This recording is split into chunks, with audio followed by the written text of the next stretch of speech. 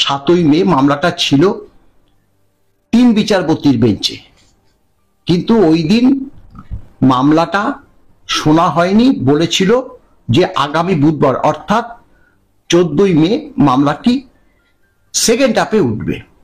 এখন আমরা লক্ষ্য করলাম যে মামলাটা আগামী বুধবার অর্থাৎ 14ই মে অবশ্যই আছে, কিন্তু এই যে 3 বিচারপতির বেঞ্চ বদলে সেই পূর্বের জায়গায়, অর্থাৎ এই যে বেঞ্চটা মাননীয় জাস্টিস সঞ্জয় কারোল এবং জাস্টিস মনোজ মিশ্রের বেঞ্চে উঠতে চলেছে। এখন ঘটনাটা হলো, এখানেও কিন্তু লেখা আছে to be taken at 2 PM, অর্থাৎ মামলাটা 2টোর সময় শোনা হবে এবং তা সঞ্জয় কারোল এবং মনোজ মিশ্রের বেঞ্চে উঠবে 2:55 পর্যন্ত। কারণ তারপরে ওই একই এজলাসে 3টে থেকে 4টে পর্যন্ত অন্য একটা মামলা আছে। এখন 55 মিনিট অনেকটা সময়, এই 55 মিনিটে যদি শোনা হয় তাহলে মামলাটা অবশ্যই কি পজিশনে থাকবে সেটা আগামী বুধবার বোঝা যাবে।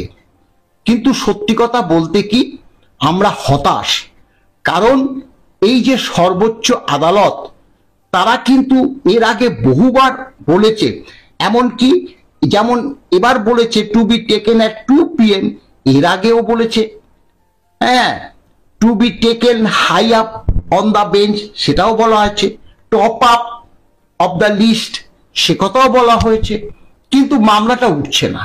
অর্থাৎ দেখা যাচ্ছে যে আদালত মামলাটার গুরুত্ব দিতে চাইছে, কিন্তু মামলাটা শোনা হচ্ছে না। কেন হচ্ছে না? এমনকি অর্ডারেও বলা হয়েছে মামলাটা কেন বারংবার উঠছে, কিন্তু বিচারপতিরা, এর আগে যে বিচারপতি ছিল তিনি, এই মাননীয় বিচারপতি ঋষিকেশ রায়, এক্সটেন্সিভ হিয়ারিং শোনা হবে বলে মামলাটি পিছিয়ে দিল। আবার যখন মামলাটা আসলো তখন বলল যে না, মামলাটা লেন্দি হিয়ারিং এর প্রয়োজন আছে, চাই আজকে না অমুক দিন শোনা হবে। কি হচ্ছে ব্যাপারটা হলো যে এই যে মামলা, আমরা মূল মামলাকারী সংগঠন ঠিকই বলেছেন, যেটা হচ্ছে গত 16 সাল থেকে আজ পর্যন্ত এই মামলা লড়ে যাচ্ছি।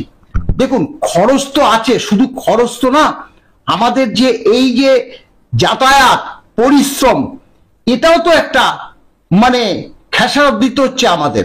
এখন দেখা যাক, আমরা হতাশ হলে সামগ্রিকভাবে কর্মচারী সমাজ হতাশ হয়ে পড়বে। অনেক কর্মচারী সমাজ হতাশ হচ্ছে, তারা নানা রকম মন্তব্য করছে, আমরা সেই মন্তব্যগুলো দেখছি, কিন্তু আমরা তাদেরকে কিছু মানে ডাইরেক্ট আমরা বলছি না, এটা স্বাভাবিক, এর মধ্যে অস্বাভাবিক কিছু নয়।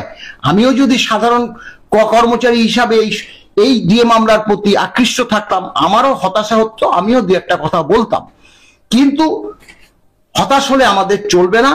আমরা আগামী 14ই যে মে ওই সুপ্রিম কোর্টে উপস্থিত থাকবো। আমাদের যে আইনজীবী মাননীয় বিকাশ রঞ্জন ভট্টাচার্য, ফিরদৌস শামীম, গোপা বিশ্বাস এরা থাকবে, সুপ্রিম কোর্টের আইনজীবী রৌফ রহিম থাকবে, শেখর কুমার থাকবে। আমরা এই মামলা যদি ওঠে এবং যদি শোনা হয়, আমাদের দৃঢ় বিশ্বাস এই মামলা একদম ডিসমিস হবেই, আশা করছি। আপনার এই কথার প্রেক্ষিতে পরবর্তী প্রশ্ন রাখবো, এর আগে 3 বিচারপতির বেঞ্চে মামলাটি ছিল, এবার ডিভিশন বেঞ্চে মামলাটি উঠবে, আপনারা ঠিক কতটা আশাবাদী? হ্যাঁ দেখুন, ব্যাপারটা হলো আমাদের যে এই যে সুপ্রিম কোর্টের যে ডিভিশন বেঞ্চ, প্রথম বেঞ্চটা হলো মাননীয় ওই দীনেশ মাহেশ্বরীর বেঞ্চ, মাননীয় দীনেশ মাহেশ্বরীর বেঞ্চ। তিনি 23 সালের মে মাসে রিটায়ার করলেন, মানে 22 সালের নভেম্বর থেকে 23 সালের মে মাসে তিনি রিটায়ার করলেন। তিনি রিটায়ার করার পরে মামলাটা চলে গেল আর এক ডিভিশন বেঞ্চে, ঋষিকেশ রায়ের ডিভিশন বেঞ্চে। তিনি জানুয়ারি 25-এ রিটায়ার করলেন। এবার 25/3/25 মানে 25শে মার্চ 2025-এ আবার একটা বেঞ্চ হলো, এই মাননীয় সঞ্জয় কারোল এবং মনোজ মিশ্রের বেঞ্চ। সেখানে 54 নম্বর লিস্টেড হয়েছিল, তিনি মাননীয় সঞ্জয় কারোল, এর আগেও আমি বলেছি, মাননীয় সঞ্জয় কারোল বলেছিলেন যে এই ডিএ মামলাটা সম্বন্ধে আমি ওয়াকিবহাল, তাই ডিএ মামলাটা আমি শুনবো। কবে শুনবো তিনি সেদিনও বললেন, 25 তারিখে বললেন, বলার পর তিনি বললেন এটা 22শে এপ্রিল 2025-এ শুনবো। এবং মাননীয়, আমাদের একটু আশার সঞ্চার হয়েছিল, মাননীয় সঞ্জয় কারোল কেন বলেছিলেন যে ডিএ মামলা ওয়াকিবহাল, কারণ তিনি যেমন ঋষিকেশ রায়ের সঙ্গে বসেছিল, এর আগে দীনেশ মাহেশ্বরীর সঙ্গেও শুনেছিল, অর্থাৎ তিনিও দেখেছেন যে মামলাটা বারবার উঠেছে কিন্তু মামলাটা শোনা হয়নি, তাই তিনি হয়তো সিদ্ধান্ত নিয়েছিলেন যে মামলাটা আমি শুনবো এবং তার পরিপ্রেক্ষিতে যা রেজাল্ট হয়। আমরা তো বলছি, আমরা এখনো বলছি যে আইন মাফিক যা সিদ্ধান্ত সুপ্রিম কোর্ট নেবে সেটা মাথা পেতে নেব, কিন্তু সেটা হচ্ছে না কেন, হচ্ছে না কেন? এটার তো একটা সীমা আছে, সীমা তো অতিক্রম করে যাচ্ছে। এখন সেই কারণে আবার সেই পূর্বের বেঞ্চ যিনি বলেছিলেন, মাননীয় সঞ্জয় কারোল এবং মনোজ মিশ্রের যে ডিভিশন বেঞ্চ 25শে মার্চ 2025 যে মামলাটা শুনবো, সেই মামলাটা তাদের ঘরেই সেই এজলাসে, অর্থাৎ 15 নম্বর এজলাসে দুপুর 2টো থেকে মামলাটা শোনার জন্য ডেলি কজ লিস্টে স্থান পেয়েছে। এখন দেখা যাক ওই দিন মামলাটা শোনা হয় কি হয় না। কর্মচারী সমাজ অনেকেই প্রশ্ন করছে মামলাটা তো 40 নম্বরে গেছে, না 40 নম্বরে তো যাবে কেন, একদিকে মামলা আছে। ফার্স্ট হাফে মামলাগুলো শুনতে শুনতে তিনি এখানে বলেছে to be taken at 2 PM, অর্থাৎ 2টোর সময়, অর্থাৎ এই যে আপনার টিফিন আওয়ার্সের পরে 1টা থেকে 2টো পর্যন্ত টিফিন আওয়ার্স, তারপরে তিনি বসবেন, তখন এই 40 নম্বরটা, অর্থাৎ অর্ডার যেটা বলে, এই 40 নম্বর মামলাটা ধরবে, ধরে 55 মিনিট অর্থাৎ 3টে পর্যন্ত, 2টো থেকে 3টে পর্যন্ত তিনি এই মামলাটা শুনবে। তার আগেও শেষ হয়ে যেতে পারে, 2:55 জায়গায় 3টে পর্যন্ত হতে পারে, বা 3টে অতিক্রম করবে না, কারণ ওই এজলাসেই তার একটা স্পেশাল বেঞ্চ আছে, সেই স্পেশাল বেঞ্চে পরবর্তী একটা মামলা শুনবে ওই একই জাজদ্বয়। সেই কারণে 3টে পর্যন্ত, 2:55 মানে 3টেই আমি বলছি, 3টে পর্যন্ত ডিএ মামলাটা শুনবে। এখন আমরা ওই দিনটির জন্য অপেক্ষা করে আছি। সংগ্রামী যৌথ মঞ্চ হরিশ সালভেকে নিয়োগ করবে বলেছিল, আপনার মতামত? দেখুন,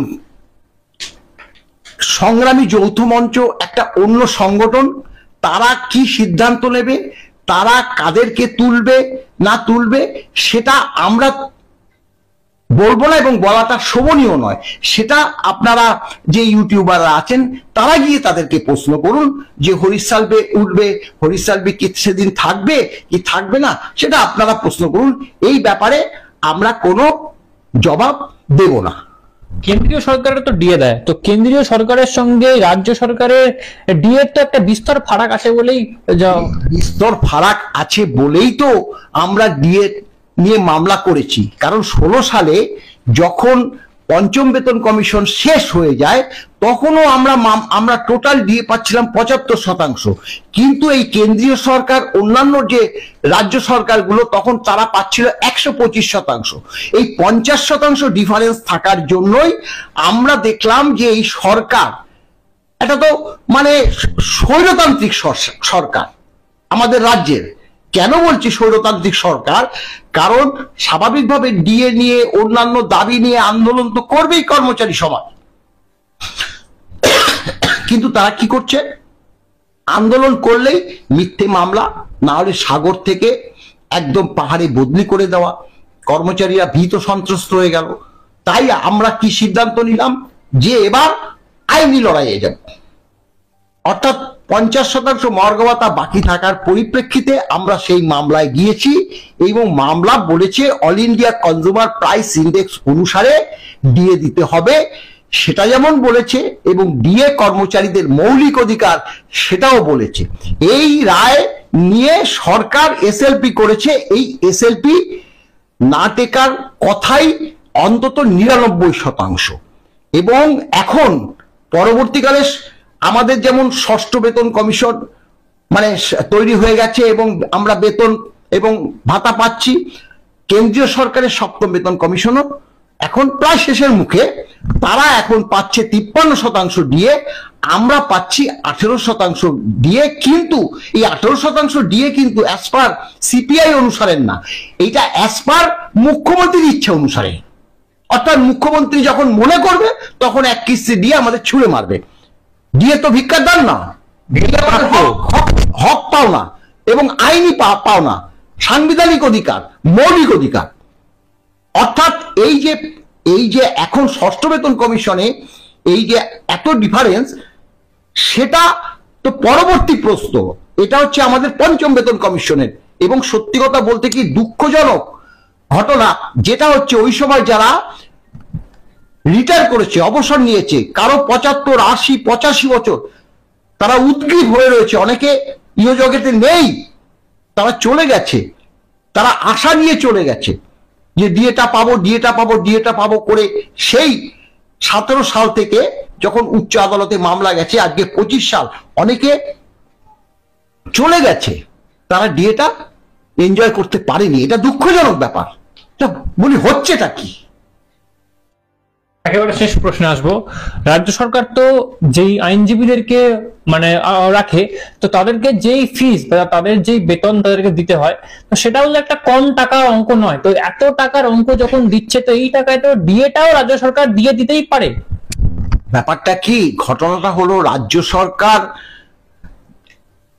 এই যে কারি টাকা খরচা করে শুধু যে একজন সুপ্রিম কোর্টে একজন মানে বড় আইনজীবীকে মানে শুনানির জন্য লাগালো তা তো নয়। এখানে যখনই মামলা থাকে অর্থ দপ্তরের অফিসাররা গিয়ে উপস্থিত হয়, এখানকার যে সরকারি আইনজীবীরা আছে তারা গিয়ে উপস্থিত হয়, মাননীয় আইনজীবী অভিষেক মনু সিংভি থাকে, কারি টাকা তার জন্য ব্যয় করতে হয়। এবং সত্যি কথা বলতে কি, আমরা তো সাধারণ কর্মচারী, আমরা এত টাকা পাবো কোথায়? বিচার ব্যবস্থার প্রতিও আমাদের ক্ষোভ আছে, কারণ তাদের তো জানা উচিত যে সর্বোচ্চ আদালতে দিল্লিতে অবস্থিত, সেই দিল্লিতে যাওয়া আসা থাকা, আমরা যে ফিস দিই সেই টাকা সাধারণ কর্মচারী সমাজ এত জোগাড় করবে? আমাদের যেটা খরচা হয় সেটাই অনেক, আর আমাদের ট্যাক্সের টাকায় সরকার মানে খরচা করে যাচ্ছে। এবং মামলাটা দীর্ঘ থেকে দীর্ঘতর হবে কিভাবে তার ভার দিয়েছে এই সরকারি আইনজীবী সহ মানে মাননীয় অভিষেক মনু সিংভি। এবং তিনি এক একটা বার্তা দিচ্ছেন, সেটা আদালত মেনে নিচ্ছে। এক্সটেন্সিভ হিয়ারিং এর দরকার, সঙ্গে সঙ্গে এক্সটেন্সিভ হিয়ারিং এর কথা বলে দিল, মামলাটা হলো না। লেন্থি হিয়ারিং এর প্রয়োজন আছে, মহামান্য বিচারপতি এই মামলাটা অন্য দিন যাতে লেন্থি হিয়ারিং এর প্রয়োজন আছে, সঙ্গে সঙ্গে দিয়ে দিল। কেন আমাদের কথা শুনবে না? কেন আমাদের আইনজীবীদের কথা বারবার বলছে যে আমরা বারবার আসছি, আপনারা শুনুন, আমাদের কথা শুনুন, সরকারের কথা পরে শুনবেন। কে কার কথা শোনে? আমরা বারবার মাননীয় প্রধান বিচারপতি সুপ্রিম কোর্টের কাছে আমরা অবসরপ্রাপ্ত কর্মচারীরা একটাই আবেদন নিবেদন সবিনয় করেছি যে মামলাটা শুনুন, আইন মাফিক যা হবে সেটা আমরা মেনে নেব। কিন্তু কোনো মানে সদুত্তরই পাচ্ছি না। এবার আশা দেখুন, আমরা আশা ছাড়ছি না, কিন্তু 100% নিশ্চিত হতে পারছি না। তাই আগামী বুধবার কি হবে সেটা আগামী বুধবার ওই স্থানে গেলেই আমরা জানতে পারবো। এর বেশি কিছু আর আমাদের বলার নেই।